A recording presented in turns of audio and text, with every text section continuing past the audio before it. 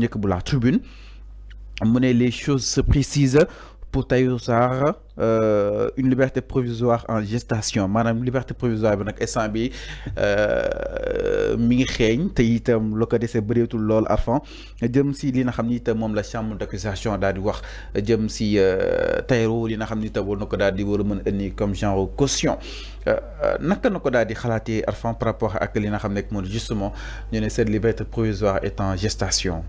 Oui, pourtant ils ont dit que comment dire. Il a donné raison. Non, il n'a pas donné raison. Il faut arrêter de cette expression-là. Ils ont accepté et évalué tous ces biens. Ils ont inclus ces biens. Mais ba léegi amagul liberté provisoire. C'est ce que information bi mooy information bi.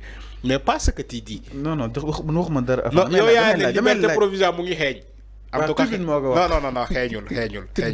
Bàyyi leen seen manipulation xeeñul. Arrêtez ça aussi. Il faut informer juste et vrai. Dañu ne Tahirou Sarr. Dañu ne Tahirou Sarr dañoo accepter les immeubles qu'il avait présentés, sa caution, tout ça. Ils ont accepté tous ces biens, saisi tous ces biens, mais ba léegi joxeeguñu liberté provisoire. Loolu mooy information bi. Waaw ñu ne mi ngi xeeñ. Non, xeeñul. Déedéet. Il faut arrêter xeeñul. Dañu ne accepté nañu loolu mais xeeñagul. Donc il faut dire les choses telles qu'elles sont. Ni que les biens de Tahirou Sarr ont été saisis. Donc ils ont inclus tous ces biens là, les immeubles là, mais ba léegi joxeeguñu ko liberté provisoire. Maintenant dañuy rafetlu njort rek ndax ni mën na am liberté provisoire. Comme mën na aussi bañ a am cette liberté provisoire. Mais instant bi c'est un pas de plus, c'est-à-dire maanaam. Oui, ça peut être.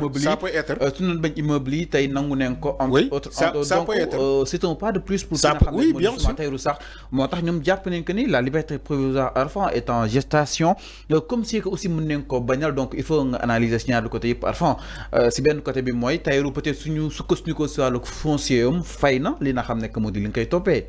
Oui, ça peut être un pas de plus. Mais non, suñu sukkandiku si wàllu foncier peut-être fay na si li nga koy toppee peut-être. Non, du fay Fallou du fay. maanaam suñu ne caution mooy fay c'est en grosso modo après ñu daal defaat code de liggéey bi. su fekkee defoo ñu delloo la sa xaalis. Il a consigné dafa consigné.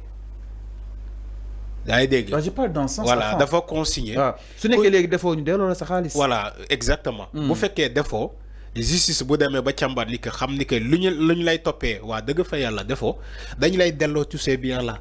Donc da ngaa consigné mais il n'est pas dit que da ngaa fay. C'est là où je suis pas d'accord avec toi ci baatu boobu dafa fayul de dafa consigné. Donc loolu moo am. Il y a des gens qui ont déjà consigné dañoo cautionné voilà tout ça pour ñu bañ a dem kaso ñu cautionné mais ba léegi la procédure suit son cours. Seen dossier ba léegi ñu ngi suivre son cours. Il n'est pas dit les Djigui Diop les autres là les Ndeye Sali qui avaient consigné ñooñu léegi seen cas jeex na. À tout moment da leen delloo seen xaalis. Voilà exactement à tout moment. Alors on peut aussi les inculper yóbbu leen mandat de dépôt dem kaso. À tout moment nga leen jëliwaat. Oui, bien sûr. Même les gens qui sont à liberté provisoire seetuñu ils sont pas en liberté totale à tout moment mën nañu déclencher la procédure ñëw taxaw ci benn procès rek ñu mandat de dépôt la reconnu coupable rek ñu yóbbu la kaso. Donc tant que tu n'as pas une liberté totale tu es toujours dans les mailles de la justice. Loolu moo am. Même Tahirou Sarr tey avec la consignation bu ñu ko mayee liberté provisoire il n'est pas dit qu'il est kii la il n'est pas clean. Il n'est pas dit que il est totalement relaxé. Il n'est pas totalement relaxé. Il est en liberté provisoire. À tout moment il peut être rappelé. À tout moment. Dans n'importe quel moment de la procédure, il peut être rappelé. loolu avant wedduwuñu ko concrètement que ni ñoom dañoo consigné joxe benn caution boo xam ne amaan na ni su nekkee li leen toppee amul du leen ko daal delloo su nekkee ñoo def ñu daal di koy retenir si kanam yoon accord c'est-à-dire mooy fay en grosso modo mais quand même il faut nga comprendre que ni Arfan ñoom lii leen bëgg mooy am liberté waaye ñu daal di cautionner parce que boobu tey ñuy dugal seen ak ay caution mais di leen ko daal di rejeter concrètement donc peut-être jàpp nañ que ni instant bi pas bi ñu teg parce que suñuy xool les biens yi nga xam ni itam Farba Ngom am na ko si wàllu immobilier aussi ki nga xam ne que moo di Tahirou Sarr am na ko si wàllu immobilier ku si nekk peut-être biens yi nga xam ni itam indi na ko soo ko boolee amaana ni jur na sëpp li nga xam ne que moo di justement peut-être liberté provisoire. Oui, Fallou, il faut nga xam aussi ni que la liberté provisoire n'est pas automatique. Parce que dans un consigné, voilà, dans un caution. Non, c'est pas automatique. Non, c'est l'appréciation. Oui, je dis, avec chaque dossier. Fallou, donc pourquoi dossier il y a Farba ak ki nga xam ne que moo di tey nekk des dossiers peut-être entre guillemets exceptionnels peut-être. Dossier yi bokkul. Dossier yi bokkul. Dossier bu nekk dafa am fond de dossier. Le contenu du dossier. Moi, liberté provisoire, juge moo koy apprécier selon les informations bi nekk ci dossier bi, selon aussi le caractère du dossier bi nga am. Tu vois des gens tey ñu joxe caution ñu may leen liberté provisoire. Tu vois des gens par contre ñu présenter une caution ñu yóbbu leen kaso malgré la caution. Ou bien tu vois des gens malgré la caution ils sont maintenus en prison. Donc loolu yëpp juge moo koy apprécier, l'appréciation du juge qui compte. C'est pas les avocats ou bien l'opinion publique, c'est pas ça. Chaque dossier dafa am nu mu caractériser. Chaque dossier dafa am ce qu'on appelle la forme et le fond, surtout le fond du dossier. Moi, les dossiers ne sont pas similaires.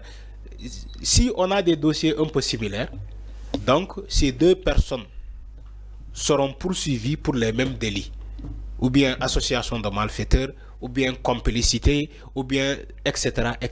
Loolu moo am. Donc Tahirou, il peut déposer une caution astronomique ñu bañal ko liberté provisoire bi. Nga gis keneen mu ñëw jox caution ñu may ko liberté provisoire sànq wax nga ko ci les fonds de Covid-19, mais c'est pas la même chose, c'est pas les mêmes charges retenues. Il y a ce qu'on appelle détournement de deniers publics. Il y a ce qu'on appelle aussi blanchiment d'argent. Il y a blanchiment d'argent. Il y a ce qu'on appelle aussi enrichissement illicite. Détournement de deniers publics et enrichissement illicite bokkul. Donc il y a une différence. Il y a des gens qui ont été topés pour délit d'enrichissement illicite. Il y a des gens qui ont été par contre topés pour des délits de détournement de deniers publics, d'escroquerie sur le denier public, d'association de malfaiteurs, de création de sociétés écran, d'escroquerie. Donc c'est des choses, des charges qui ont été bokkul ak yenen charges. La privilège, ou bien le privilège de juridiction dafa am aussi. Alors mi ngi naan Arfan par rapport ak li nga xam ne que moo di miro Tahirou Sarr ak ki nga xam ne moo di justement Farba Ngom, donc nag ci ëpp si ñoom jàpp nañ que ni la liberté est en gestation, peut-être loolu nag dafay daal di aju exactement si intime conviction du juge du xool exactement moo xam loolu leen ko daal di accordé wala peut-être l'avenir nous en dira plus. ñu daal ñu itam si leneen sans plus tarder